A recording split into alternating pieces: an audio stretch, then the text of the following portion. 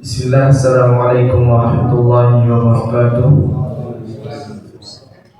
Innal hamdalillah nahmaduhu wa nasta'inuhu wa nastaghfiruh wa na'udzu billahi ta'ala min syururi anfusina wa min sayyiati a'malina.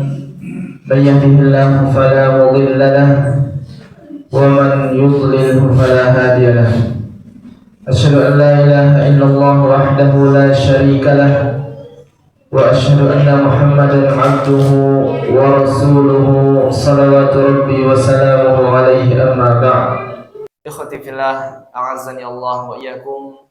Segala puji hanya milik Allah Subhanahu wa taala yang telah melimpahkan kepada kita rahmatnya, nikmatnya, sehingga kita bisa bermuajahah di tempat yang mulia ini. Kemudian salawat serta salam senantiasa kita ucapkan kepada Nabi besar kita Muhammad sallallahu alaihi wasallam, Sayyidul Mursalin, pemimpin para rasul. Kemudian kita ucapkan juga untuk sahabat-sahabat beliau, keluarga-keluarga beliau, sahabat-sahabat beliau, dan orang-orang yang senantiasa mengikuti jejak langkah beliau dengan baik hingga datangnya hari kebangkitan. Ikhwati fillah, azani Allah wa iyyakum. Tema kita pada kesempatan ini akan mengkaji bagaimana kehidupan Nabi sallallahu alaihi wasallam. Bagaimana kehidupan Nabi sallallahu alaihi wasallam, sifat-sifat beliau, bagaimana beliau bermuamalah dengan kaumnya sebelum beliau diutus menjadi seorang nabi dan rasul. Mengapa perlu kita membahas tema ini? Agar kita tahu, agar kita bisa menepis perkataan-perkataan orang-orang yang tidak beriman kepada Allah dan Rasulnya. Sehingga dalam Al-Quran dikatakan perkataan orang-orang yang kufur dan tidak mau beriman kepada Allah dan Rasulnya, mereka mengatakan, andai Al-Quran itu diturunkan kepada kami, lakunna ahda, kami akan lebih banyak mendapatkan hidayah daripada mereka yang sekarang beriman. Maka Allah tepis, ya, artinya bukan karena Al-Quran diturunkan kepada Nabi yang besar kita Muhammad sallallahu alaihi wasallam kemudian baru beliau menjadi orang yang terbaik, enggak. Bahkan jauh sebelum beliau dibangkitkan 40 tahun beliau telah menjadi orang yang baik, yang dikenal dengan muamalah beliau sebagai orang yang soleh di kaum Quraisy. Maka ikhwati fillah, azani Allah wa iyyakum, jadi jangan pernah kita mengatakan nanti kalau saya sudah menjadi pemimpin baru baik. Kalau saya sudah menjadi seorang kepala misalkan, baru akan menjadi orang baik. Enggak. Menjadi orang baik sebelum kita diangkat atau dinobatkan sebagai pemimpin, sebagai kepala, intinya orang-orang yang memimpin. Karena ada sebagian yang mengatakan nanti kalau saya sudah menikah baru saya menjadi orang baik. Enggak.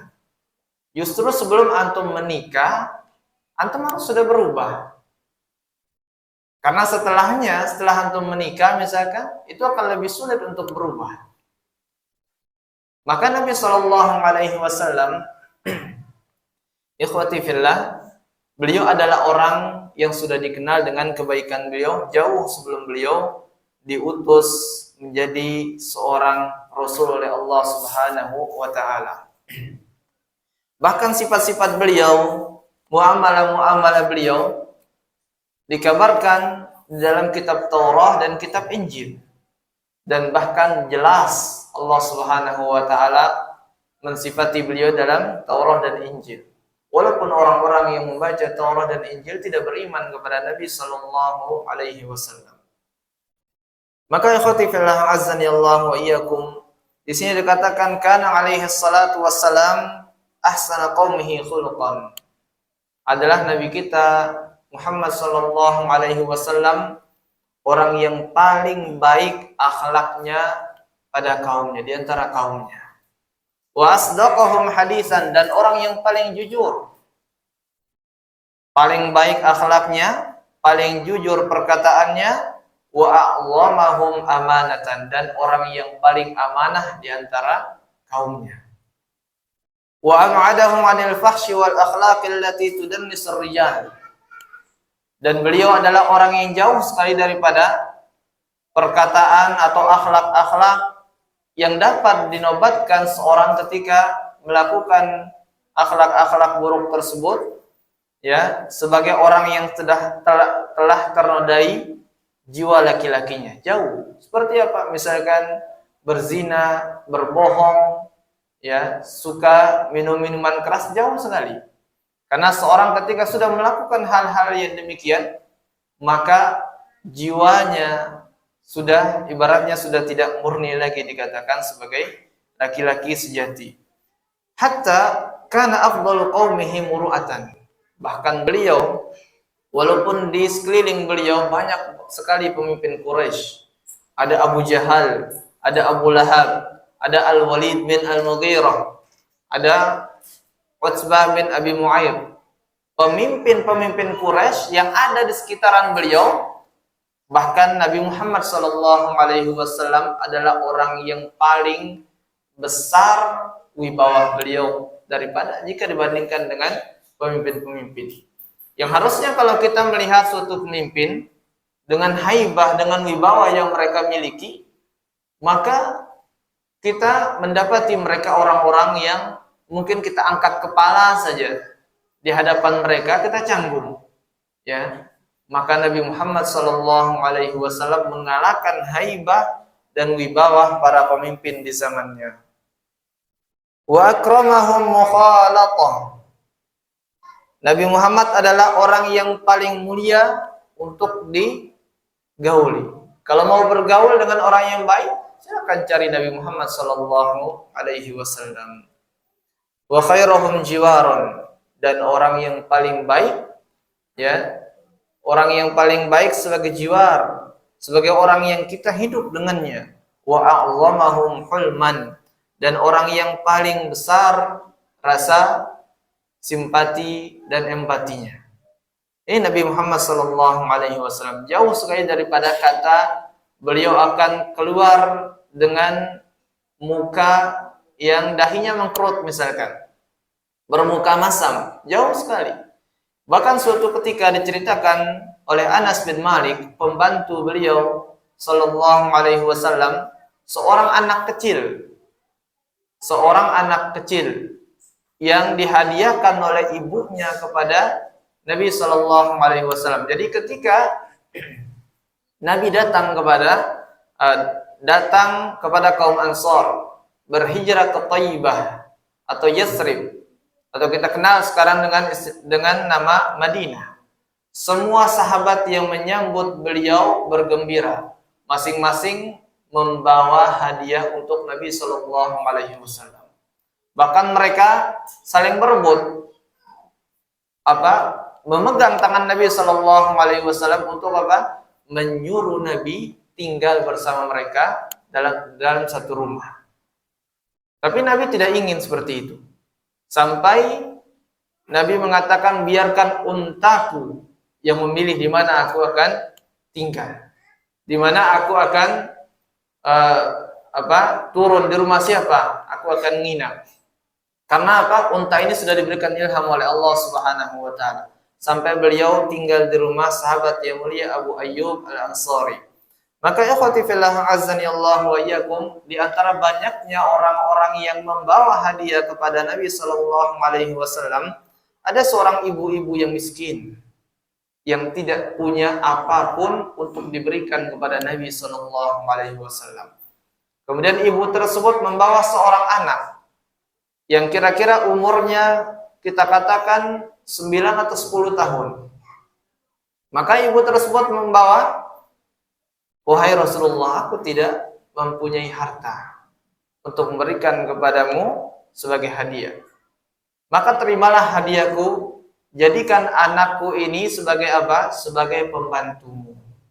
Siapa beliau? Beliau dinamakan sebagai Rumaisah. Namanya adalah Rumaisah. Siapa anaknya? Anas bin Malik, sahabat yang mulia Anas bin Malik radhiyallahu taala anhuma. Jadi Anas bin Malik kemudian melayani Rasul sallallahu alaihi wasallam kurang lebih 10 tahun tinggal bersama Rasul. Anak kecil, anak yang masih suka bermain-main. Suatu ketika Anas bin Malik diberikan amanah oleh Rasul untuk mengantar suatu barang, menyampaikan suatu pesan. Kemudian di tengah perjalanan beliau menceritakan, di tengah perjalanan aku melihat teman-teman yang sebaya denganku sedang asik bermain. Maka jiwa anak kecilku tumbuh, bangkit kembali. Sehingga aku lalai akan amanah tersebut. Tiba-tiba aku gabung dengan orang yang sedang bermain, dengan asiknya bermain. Sampai suatu ketika matahari mulai tenggelam. Ada orang yang memegang pundakku. Ternyata ketika aku menoleh, itu adalah Rasul sallallahu alaihi wasallam. Aku bisa bayangkan, kata beliau, Rasulullah marahnya bagaimana. Dari pagi diutus sampai sore, antum bayangkan. Dari pagi diutus sampai menjelang matahari akan tenggelam. Tidak pulang-pulang, tidak sampai pesan ataupun barang yang diamanahkan. Maka Anas bin Malik tidak berani mengangkat kepalanya setelah melihat wajah Rasul sallallahu alaihi wasallam.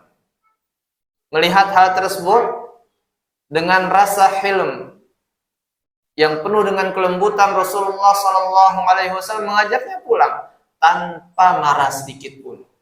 Bahkan beliau sallallahu alaihi wasallam dalam keadaan marah pun akan berbicara dengan senyumannya. Kecuali dalam keadaan marah ketika syariat Islam diinjak-injak oleh kaum kafir.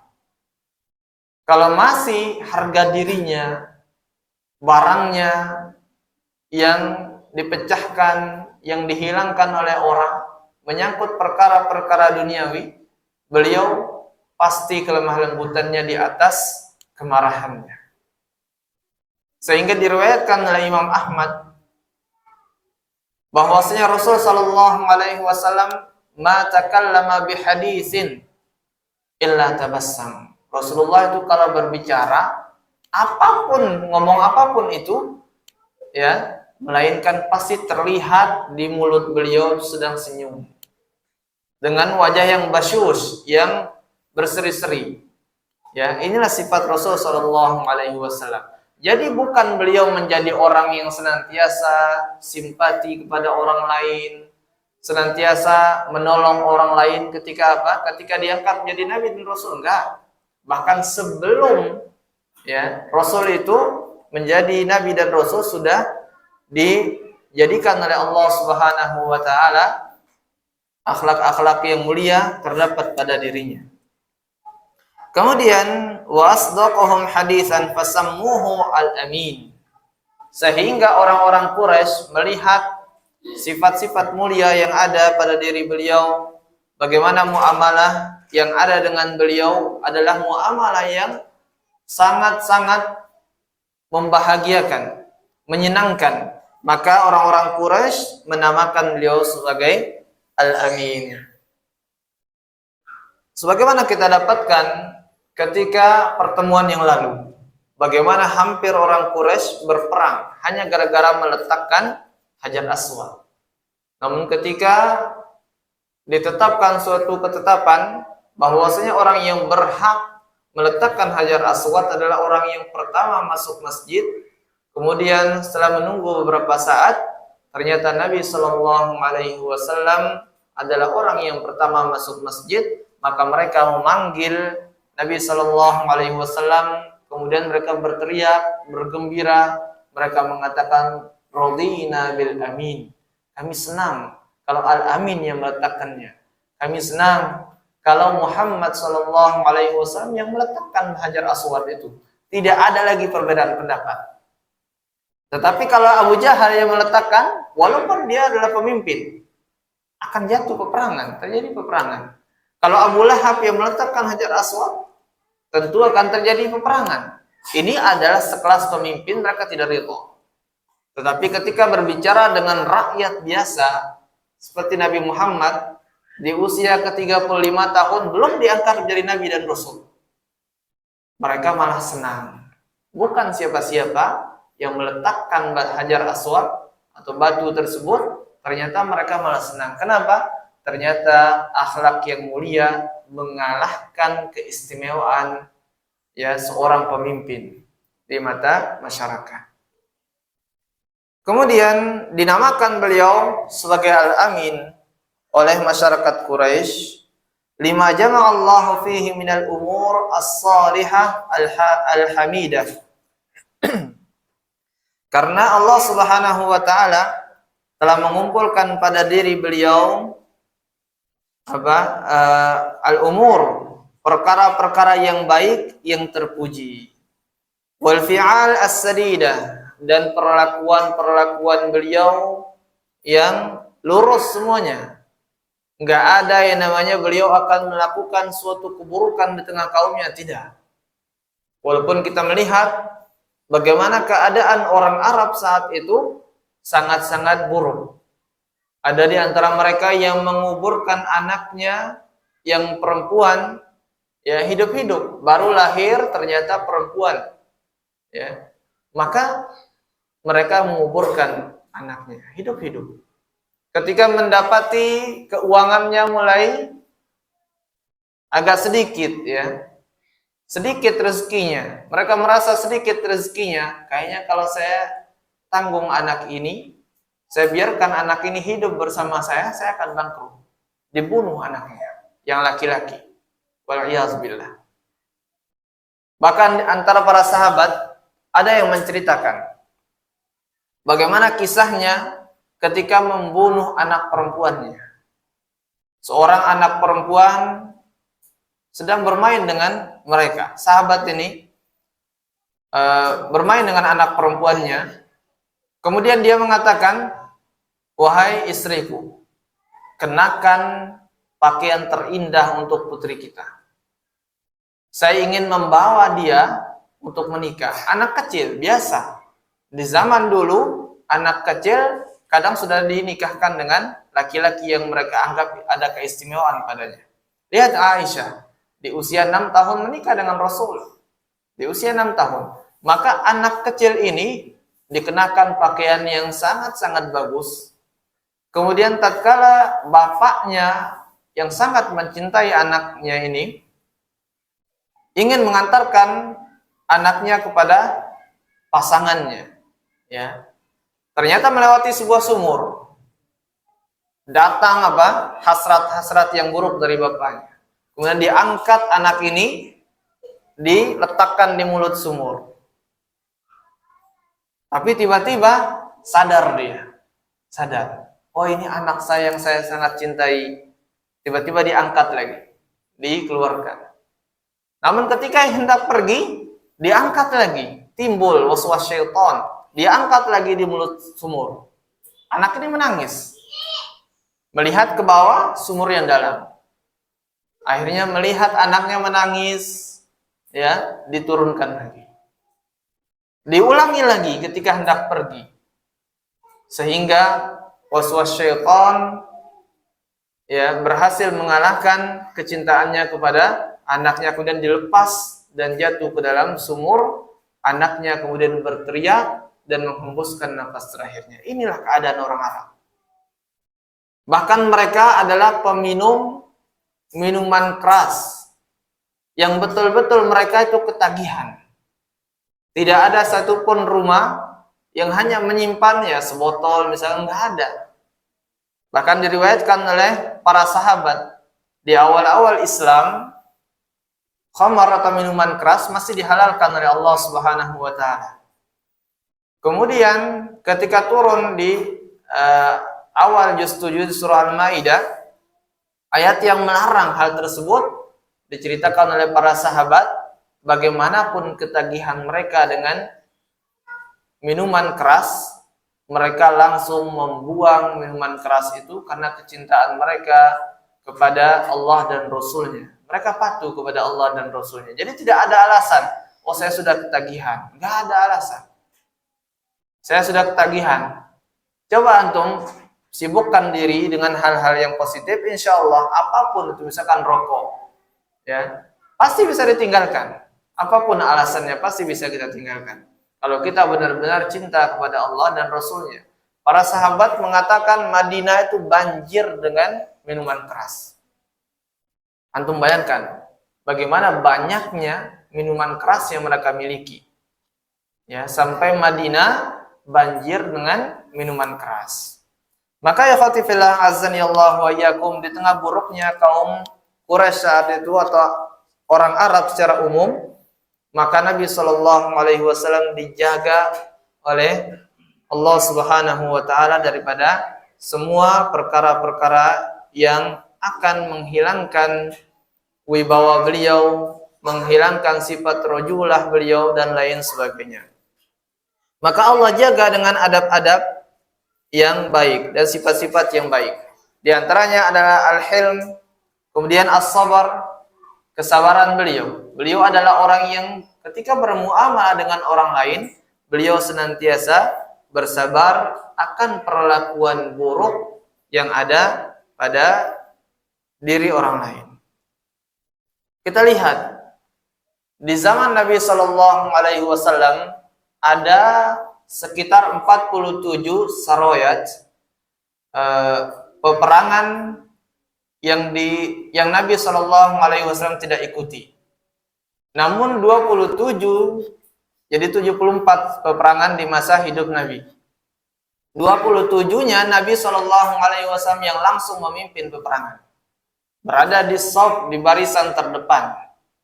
Ketika berbicara, apakah beliau Shallallahu Alaihi Wasallam pernah membunuh seorang pun? Tidak ada, kecuali di perang Uhud.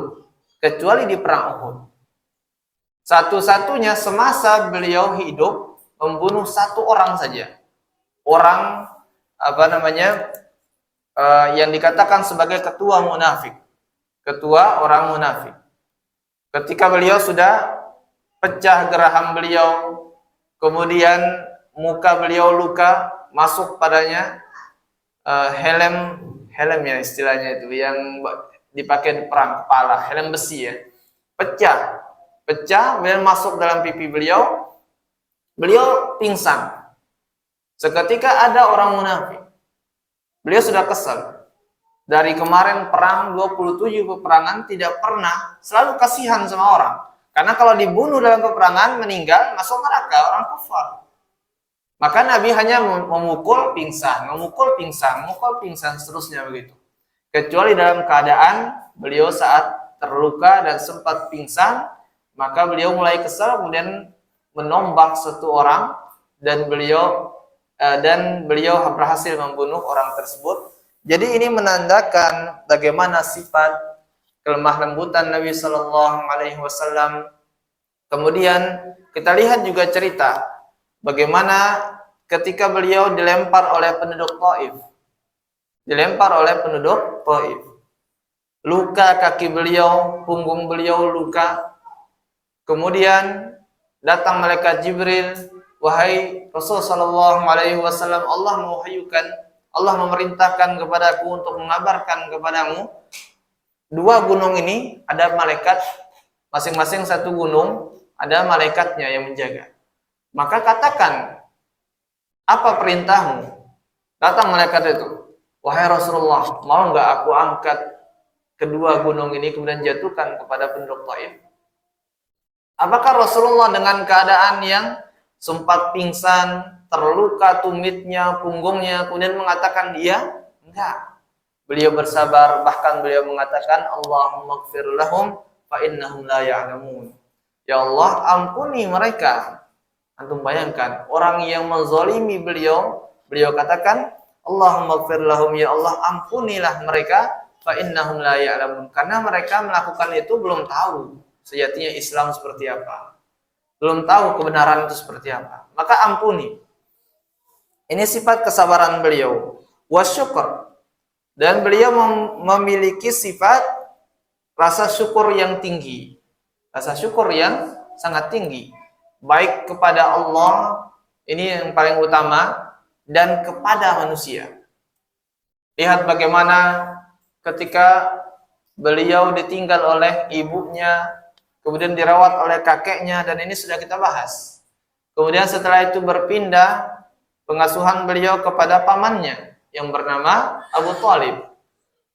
Ketika beliau mulai dewasa, kemudian beliau sudah mempunyai harta, Abu Thalib ternyata jatuh dalam kebangkrutan. Sehingga beliau memanggil pamannya yang bernama Hamzah. Karena saat itu anak Abu Thalib, walaupun beliau sudah jatuh miskin, ada dua anak yang masih kecil. Siapa mereka? Ja'far dan Ali bin Abi Thalib. Maka beliau memanggil Hamzah.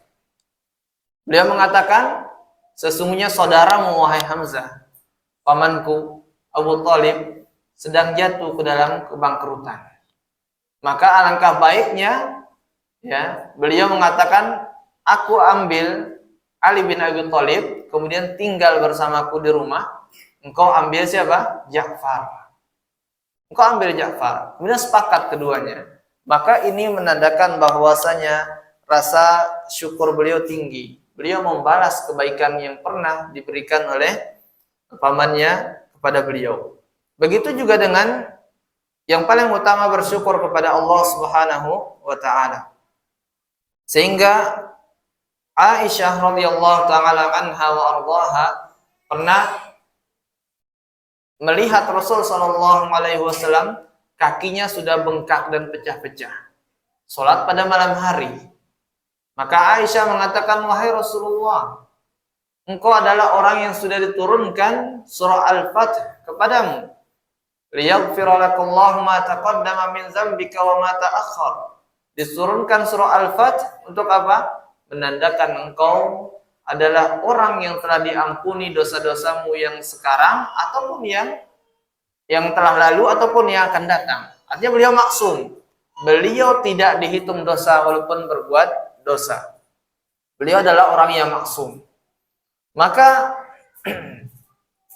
Aisyah mengingatkan beliau, kakimu sudah pecah-pecah, kakimu bengkak. Kenapa harus melakukan ini? Bukankah engkau telah diampuni? Bukankah engkau pasti masuk surga? Apa jawaban beliau? Afala uhibbu an akuna 'abdan syakura? Bukankah aku ingin kalau Allah Subhanahu wa taala menjadikan aku orang-orang atau mengecap aku orang-orang yang senantiasa bersyukur kepadanya. Ya. Ini adalah bukti sifat beliau adalah orang yang senantiasa berterima kasih baik kepada Allah ataupun kepada manusia. Kemudian wal adl. Beliau adalah orang yang paling adil di dalam hukumnya.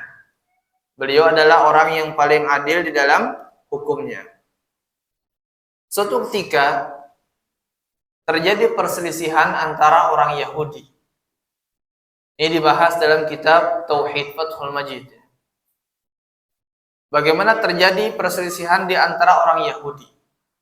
Kemudian orang Yahudi satunya mengatakan, bagaimana kalau kita menjadikan pemutus perkara kita atau hakim kita ulamanya Yahudi.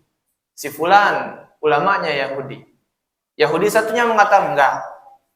Karena dia tahu, walaupun ini ulama, Yahudi itu selalu berbohong, selalu curang. Dikatakan oleh Abdullah bin Salam, innahum qaumu qadrin. Mereka orang Yahudi itu adalah kaum yang suka berbuat curang.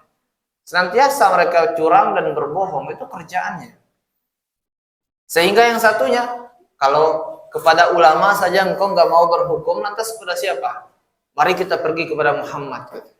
Karena dia tahu sifatnya Nabi Muhammad adalah sifat yang sangat adil beliau miliki. Dan insya Allah kita akan bacakan bagaimana isi Taurat menjelaskan sifat-sifat Nabi Shallallahu Alaihi Wasallam.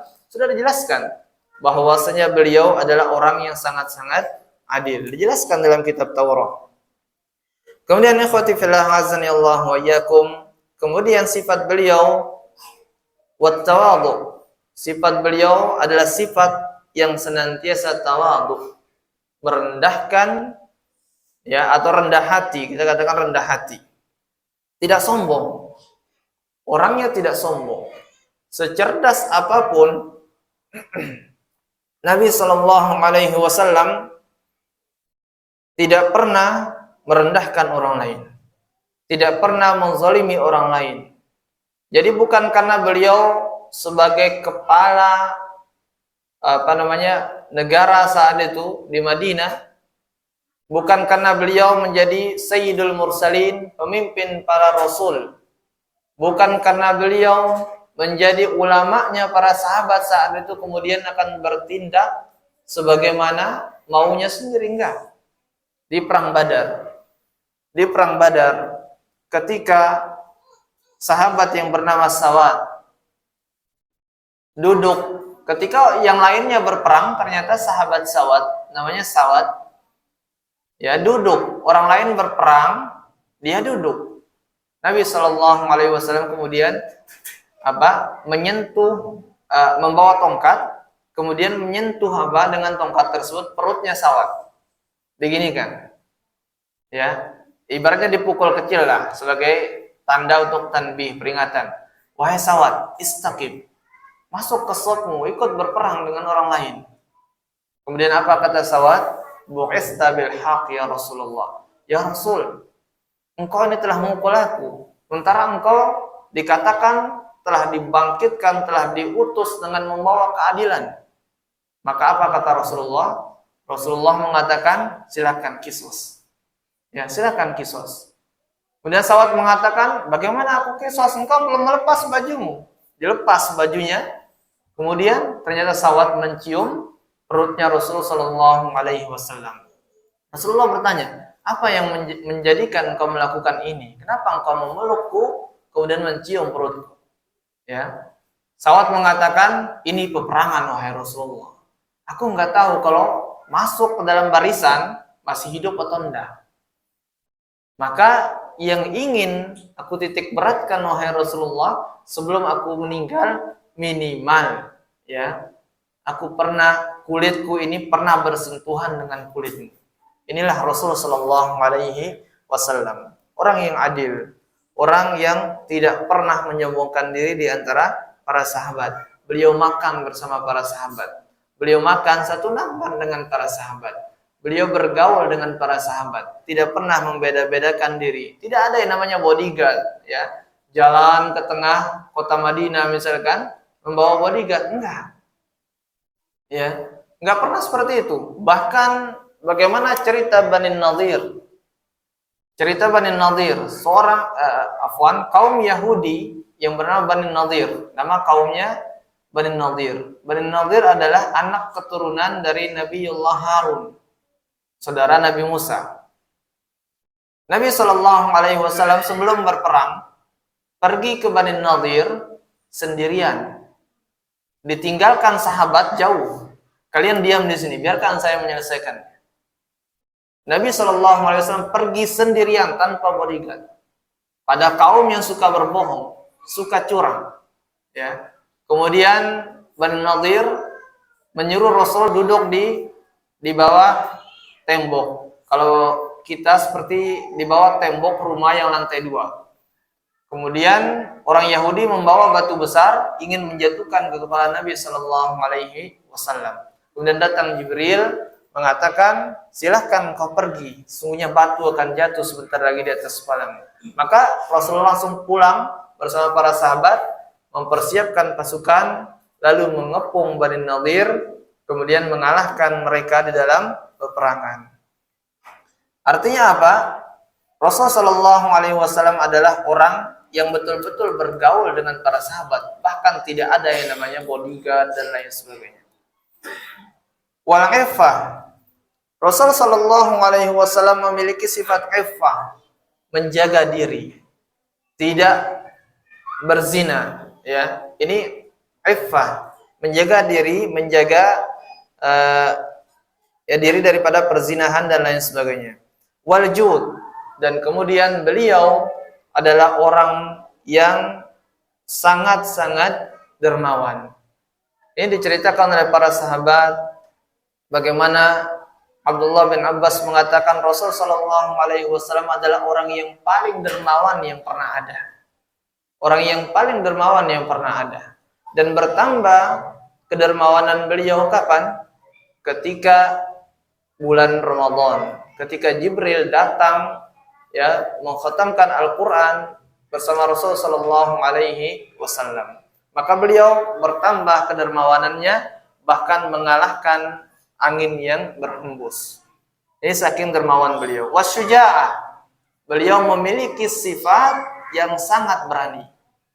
Beliau memiliki sifat yang sangat berani. Wal haya, dan beliau adalah orang yang memiliki sifat yang pemalu ya. Beliau adalah orang yang memiliki sifat malu.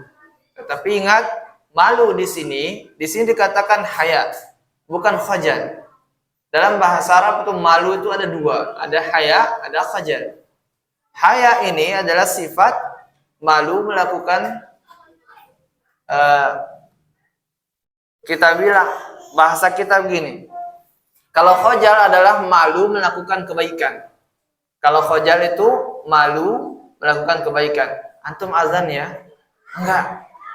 Ana khajal, ana malu. Padahal itu kebaikan azan. Ini khajal. Kalau haya itu tidak seperti itu ya, secara umum. Kemudian sifat beliau ini saking memiliki sifat yang sangat mulia dalam kehidupan beliau sebelum diutus menjadi seorang nabi dan rasul. Beliau pernah naik ke atas bukit Safa ketika mulai Allah Subhanahu wa taala memerintahkan beliau untuk berdakwah secara jahar, secara terang-terangan. Sebelumnya dakwah secara sembunyi-sembunyi 3 tahun. Ya, dari rumah ke rumah, tidak terang-terangan.